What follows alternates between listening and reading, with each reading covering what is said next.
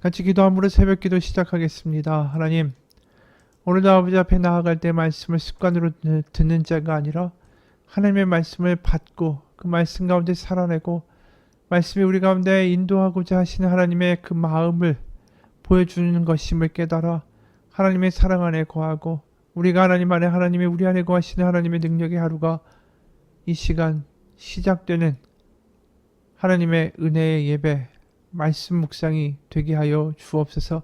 살아계신 우리 주 예수 그리스도의 이름 받들어 기도합니다. 아멘.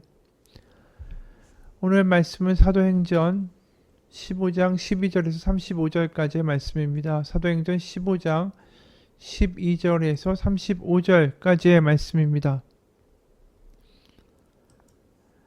온 무리가 가만히 있어 바나바와 바울이 하나님께서 자기들로 말미암아 이방인 중에서 행하신 표적과 기사에 관하여 말하는 것을 듣더니 말을 마침에 야고보가 대답하여 이르되 형제들아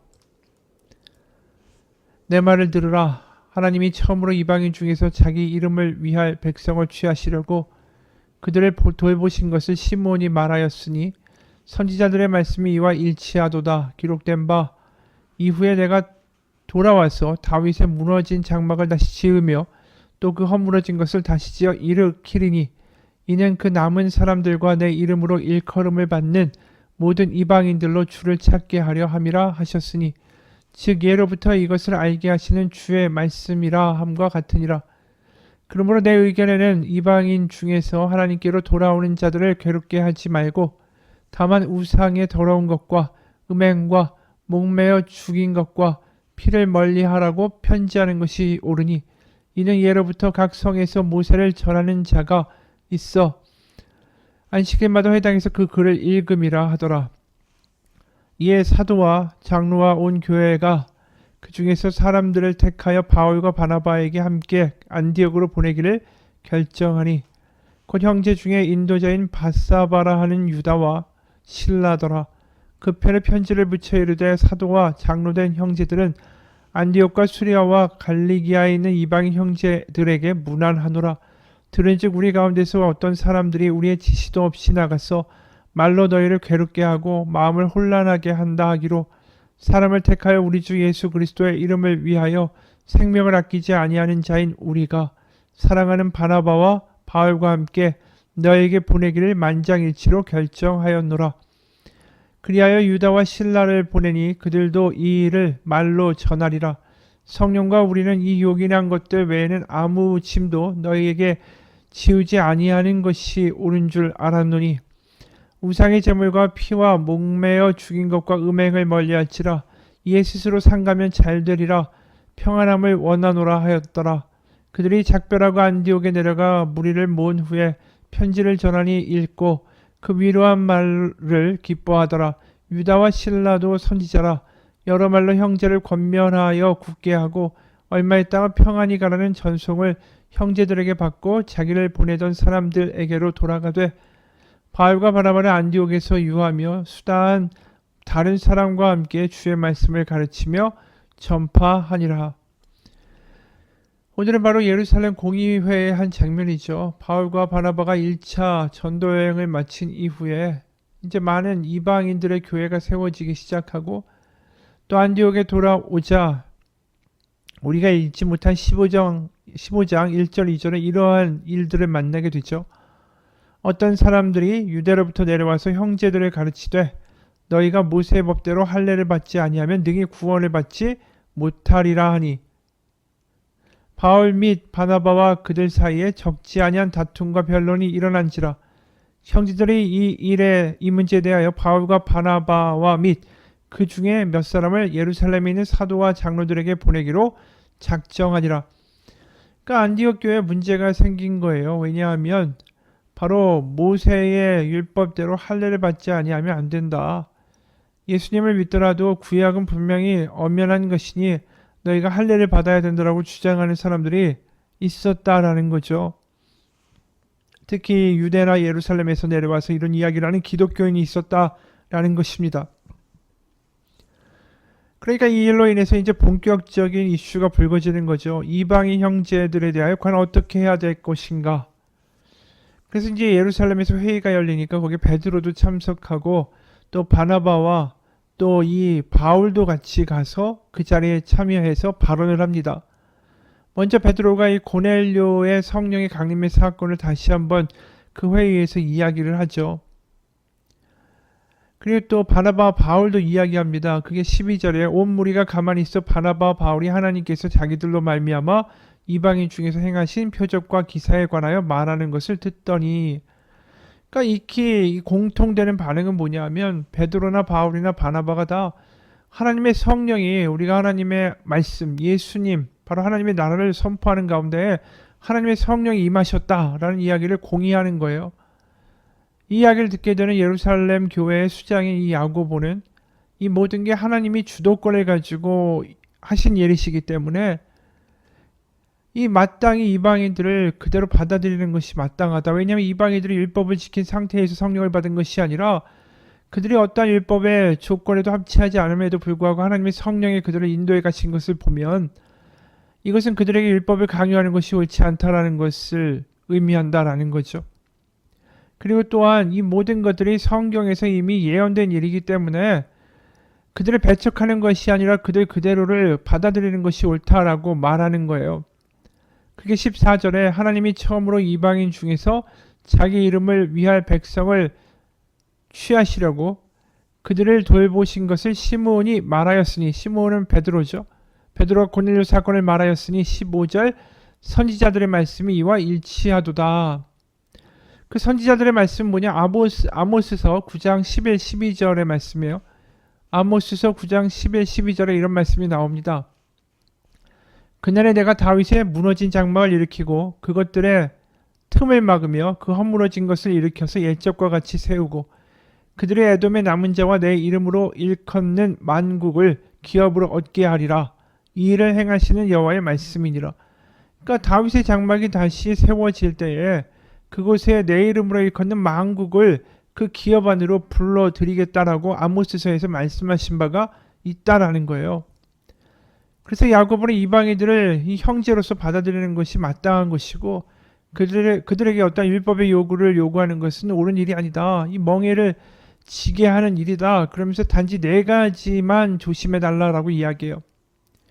이 4가지가 어떤 율법의 중요한 것이라서 포함된 것이 아니라 이 4가지를 이방인 기독교인들이 안 지키게 될 때 이 형제라고 말하는 유대인 기독교인들이 굉장히 어려워지는 거예요, 마음이.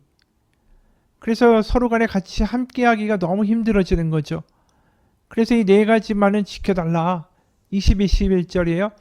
다만 우상의 더러운 것과 음행과 목매어 죽인 것과 피를 멀리하라고 편지하는 것이 옳으니 이는 예로부터 각 성에서 모세를 전하는 자가 있어 안식일마다 회당에서 그 글을 읽음이라 하더라. 여기 사실은 우상의 더러운 것, 이건 뭘까요? 신전에 바쳐진 제물들이에요. 그 당시에 이 로마 사회에서 얼마나 많은 신들이 있었습니까? 제우스도 있고요, 황제도 신이고요, 뭐 포세이돈도 있고요, 또 여신들도 있고요. 수많은 신들이 각 도시마다 그 도시를 지켜주는 수호신처럼 다 숭배되고 있었다라는 거죠. 그러다 보니까 당연히 그 신전들에게 바쳐지는 제물들이 있을 거고 거기서 나온 이런 짐승의 고기라든가 이런 것들을 쉽사리 접하게 된 것이 당연히 그들의 삶이죠. 워낙 제사들이 많으니까 거기에 바쳐지는 제물의 양도 많았고 그게 시장에 나오고 또 그것이 싸게 나오니까 그것을 당연히 먹게 되는 거죠. 하지만 그걸 먹지 말라는 거예요. 또 음행은 뭐냐 하면 그 당시 신전의 제의 중에는 이 성적 행위가 굉장히 많았어요. 특히 풍요와 다산을 약속하는 여신들을 만족시키기 위해서는 거기 어떤 신전의 신녀들이 있고 그 신녀들과의 성관계를 통해서 뭔가 제의를 올리는 것이 그 제의 가운데 들어 있었습니다. 피를 먹지 말라는 말도 보통 그 당시에 신전의 제의 가운데는 이 제사장들이 그 제물의 피를 직접 맛보고 마시는 모습들이 만연했습니다. 그리고 제사장뿐이 아니라 거기에 참여한 사람들도 거기에 참여하는 경우가 많았죠. 예를 들어서 고대 그리스와 로마의 아주 유명한 신 디오니소스 신, 바로 그 신을 숭배하는 종교가 있었습니다. 그러면 이 부녀자들이 살아있는 산짐승이나 가축 또는 어린아이를 제물로 바치고 일종의 그 광란에 빠진 상태에서 이 재물을 산채로 뜯어먹고 그 피를 마시는 일도 그 디오니소스 제사에는 있었어요. 그리고 실제로 그것뿐이 아니라 고린도 교회, 이 고린도라는 도시가 얼마나 방탕하고 음란한 도시였는지 거기는 아프로디테라고 하는 사랑의 여신을 섬겼습니다. 그래서 이 고린도 도시에 요새 신전이 있는데 높은 곳에 있죠. 거기 3,000명 정도의 여자 사제들이 있었습니다. 이 여자 사제들이 저녁이 되면 동네에서 내려와서 남자들을 데리고 올라가서 음란한 종교 행사를 행했죠. 이게 다 우상과 관련된 거예요.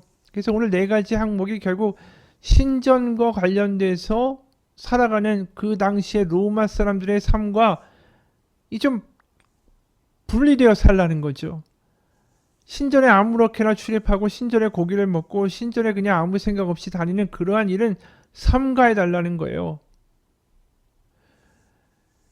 그러다 보니까 이러한 일들이 그들 가운데 굉장히 쉬운 요구는 아니었습니다. 왜냐하면 모든 사람들이 당연히 저기만 되면 다 신전에 올라가고 신전에 나와서 나오는 고기들은 땅 고기보다 싸고 또 자기의 어떤 속해져 있는 어떤 직업 길드가 있습니다. 나는 이런 구두를 만든다. 나는 양탄자를 만든다. 뭘 만든다 하면 다 그 상인들의 조합이 있죠.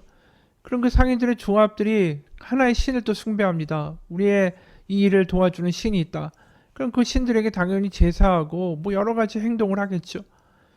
그런데 내가 기독교인이라 거기에 가지 못한다라고 말해야 되고 내가 기독교인이라 그 일을 할 수 없다라고 말해야 되는 일들이 삶 가운데 계속 벌어진다라는 거예요. 그래서 사실 이 네 가지를 하지 말라는 게 굉장히 간단한 요구 같지만 그 당시에 세상을 살아가는 사람들에게 있어서는 일반적인 삶의 방식에서 굉장히 이탈되는 행동을 해야 한다라는 거죠. 하나님을 믿기 때문에. 그래서 이것들이 굉장히 중요한 하나의 신앙의 결단이 되는 거예요. 그래서 이 당시에는 우리는 지금 뭐 무교도 많지만 의술도 없고 태풍도 천재지변도 예측도 안 되고 과학도 없으니까 별의별 신들이 다 많은데 그리고 신상이 다 집들마다 있는데 그것을 단호하게 이제 거부해야 하는 거죠. 그리고 동시에 이것이 이방인들에게만 과한 요구, 분명한 요구일 뿐 아니라 이 과하다고 생각이 될 수 있을 정도로 믿음을 지켜야 되는 요구일 수도 있고 동시에 이게 또 유대인 기독교인들에게도 굉장히 큰 일을 감행한 거예요. 왜냐하면은 그 당시에 유대인 기독교인들이 비방받는 게 율법을 포기한다라는 거죠. 근데 유대인들이 이방인 기독교인을 받아들이면서 구약의 율법과 할례를 안 해도 된다라고 하는 순간에 이 예루살렘의 교회는 유대인들에게 굉장한 이단이 되는 거죠. 사실 이것 때문에 순교를 하고 핍박을 받을 수 있는 가능성이 아주 농후했습니다.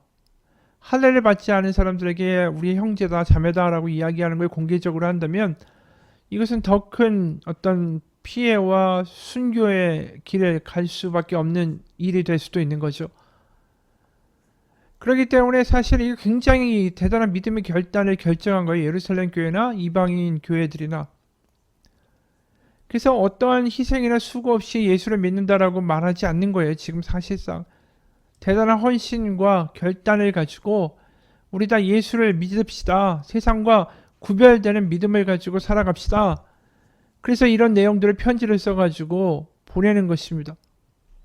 예루살렘의 교회들도 앞으로 닥쳐올 피바람을 감수하면서 한 글자 한 글자 써서 편지를 바나바와 바울과 함께 보내는데 거기에 바울과 바나바만 보낸 게 아니라 또 유다와 실라까지 같이 파견을 하면서 이 편지를 같이 회람하면서 읽으라고 보내는 거죠. 23절 이 그 편에 편지를 붙여 이르되 사도와 장로된 형제들은 안디옥과 수리아와 갈리기아에 있는 이방인 형제들에게 문안하노라. 여기 분명하게 나오죠. 이방인들의 형제라고 불러요. 이게 굉장한 감동이 있는 말이죠. 그리고 25, 26절에는 바울과 바나바를 우리는 완전히 지지한다. 그래서 당신들과 함께 우리는 운명을 같이 할 것이다. 그러면서 유다와 실라 같이 서서 바로 바울과 바나바까지 바로 안디옥 교회와 예루살렘 교회가 하나가 되는 그러한 놀라운 모습들을 이제 구현하는 거죠. 그러니까 유다와 실라가 특히 예루살렘에서 가서 그 편지를 안디옥 교회 사람들한테 읽어줄 때 사람들이 얼마나 기뻐했겠어요. 31절에 읽고 위로한 말을 기뻐하더라. 바로 그들이 13장에서 성령 가운데 금식하고 기도하면서 바울과 바나바를 선교사로 파송했던 그 결실이 드디어 예루살렘 교회의 동의와 이 공의회의 결정으로서 완전히 인정받고 열매를 맺히는 순간이 된 거죠. 이게 간단한 회의가 아니에요. 그냥 몇 가지 의사결정한 게 아니라 드디어 그들이 목숨을 걸고 한 성령 가운데 하나가 되는 일이 벌어진 거죠. 이 편지를 통해서 이제 우리는 운명 공동체다. 성령에 충만하다. 결국 하나가 된다라는 거죠. 바로 그들 가운데 하나님이, 주님이, 예수님이 살아계시기 때문에 그들의 일을 감당할 수 있었다라는 것입니다. 바로 세상에서 왕따가 될지언정 예수 그리스도의 복음이 참이기 때문에 우리는 그 길을 간다라고 결단하는 그들의 믿음의 결단이 오늘 이 장면인 것입니다.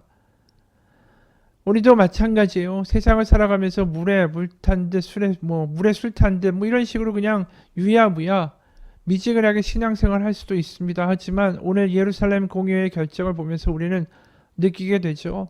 신앙의 공동체, 또 신앙을 믿는 믿음의 사람으로 살아간다라는 것은 세상과 분명히 구별되는 삶을 살아간다라는 것이다.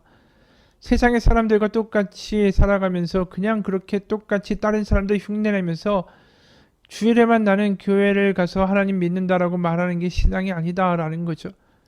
하나님을 믿기 때문에 때로는 손해를 봐야 되고, 하나님을 믿기 때문에 우리가 용서해야 되고, 하나님을 믿기 때문에 때로는 이 답답해야 되고 바보처럼 보여야 되는 일들, 그 일을 감당할 수 있는 사람들, 하나님 때문에 손해볼 수 있는 사람들, 예수님 때문에 손해볼 수 있는 사람들, 그 사람들이 성령 충만하다라는 것입니다.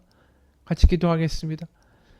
우리가 성령 충만하다라는 것은 내가 하나님의 사랑 가운데 거해서 막 마음에 기쁘고 내가 어떤 은사를 발휘하고 사람을 고치고 방언을 하고 통변을 하고 어떤 은사를 보여주는 것이라고 생각합니다. 하지만 성령 충만은 그것이 아닙니다.